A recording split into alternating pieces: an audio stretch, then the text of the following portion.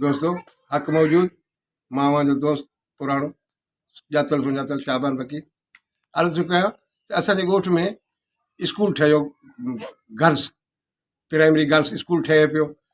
त मां चयो यार हाणे कोशिशि कयां का नौकिरी जी कोशिशि शुरू करे ॾिनी मां। मूंखे मालिक जी महिरबानी सां नौकिरी मिली वई। 3 महीना अञा कमु रहे पियो क्लियर थियण में स्कूल जो। वरी उते मज़दूरी करणु शुरू करे ॾिनी मां, ऑर्डर घर रखी छॾियो।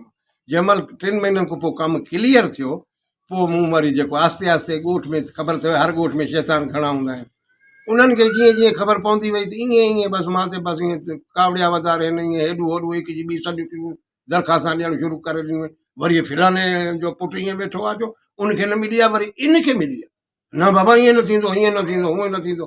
अंधा मंडा गूंगा ॿोड़ा सभु रलाया आहिनि। कंहिंखे चवनि वाही वाही, कंहिंखे चवनि बिजली बिजली। ईअं अंधा मंडा गॾु करे 40 ॼणो वफ़द करे SDO वटि वञी पुकारूं थिया मुंहिंजे ख़िलाफ़ु। पहिरियों बिरूप खणी विया, ठीकु आहे, SDO मुंहिंजी बदिली कई। मां प्याली पीअंदो हुउमि, मुंहिंजी जॻह ते जेको रखियो आहिनि उहो वरी प्याली पीए, उहो वरी बाल्टी पीए। मां प्याली पीअंदो हुउमि, मुंहिंजी जॻह ते जेको रखियो आहिनि उहो वरी बाल्टी पीए। नेठि साईं अची उन महीने में अहिड़ो तंग कयो नेन, तंग थिया। वरी साॻियो वफ़द करे साॻी सूरत में वरी मूंखे पोइ हिते वापसि कयो नेन। SDO खे चयो मां चयो होशियारी वठि, तूं उन ॾाढ़ियूं ॾिसी न भुल, इहे शैतान आहिनि, मुंहिंजी ॻाल्हि बि ॿुध।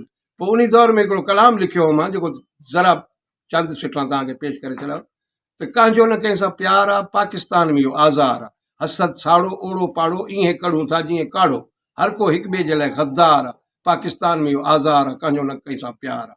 पंहिंजी क़ौम पंहिंजे खे न सहे, ॿाहिरियों अची हिते रहे, इहो हर कंहिं लाइ वीचार आहे।